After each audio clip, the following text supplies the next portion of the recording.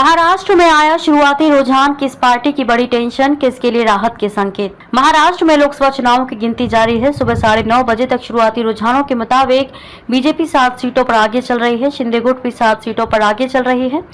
उद्धव गुट 6 सीटों पर, कांग्रेस 2 सीटों पर, शरद पवार की पार्टी 1 सीट और निर्दलीय 1 पर आगे चल रही है। बारामती सीट पर सुप्रिया सुले आगे चल रही, पवार पीछे चल रही हैं। मुंबई नॉर्थ सीट से पीयूष गोयल आगे चल रहे हैं। अमरावती में नवनीत राणा पीछे चल रही हैं। आपको बता दें कि महाराष्ट्र में मुकाबला एनडीए और इंडिया गठबंधन के बीच है। महाराष्ट्र में इंडिया को महाविकास अघाड़ी और एनडीए को महायुति के नाम से जानते हैं। महायुति में शिवसेना, बीजेपी और अजित पवार शामिल हैं। वहीं इंडिया गठबंधन में शरद पवार, उद्धव ठाकरे और कांग्रेस शामिल हैं।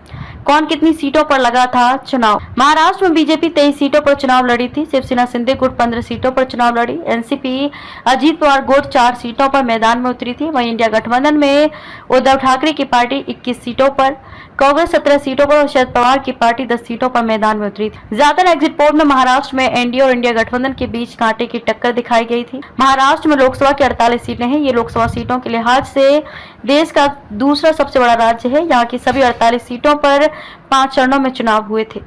सभी दलों ने लोकसभा चुनाव जीतने का दावा किया है। धीरे धीरे जैसे जैसे गिनती आगे बढ़ेगी, तस्वीर साफ होती जाएगी। वैसे तो चुनाव हर दल के लिए अहम होता है, लेकिन जहां तक उद्धव ठाकरे और शरद पवार का सवाल है, इन दोनों के लिए ये चुनाव साख का सवाल है। दोनों दलों में 2 फाड़ हो गया है और नई पार्टी बन गई।